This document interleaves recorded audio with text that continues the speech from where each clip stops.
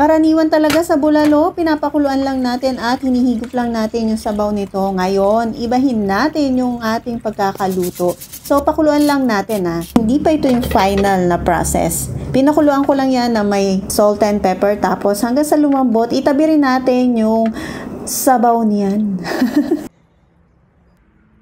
Dito sa same pan, pinatuyo ko lang, naglagay ako ng olive oil, naglagay ako ng atsuete powder, tapos itong ating luya at bawang, ginisa ko na at sinunod ko na agad-agad itong sibuyas. Siyempre yung pinakuluan natin, karne ng bulalo, lagyan natin ng patis, paminta at yung sabaw. Ay wag natin kalimutan, naglagay ako ng tomato paste, peanut butter, sweetened red beans at itong ating black beans.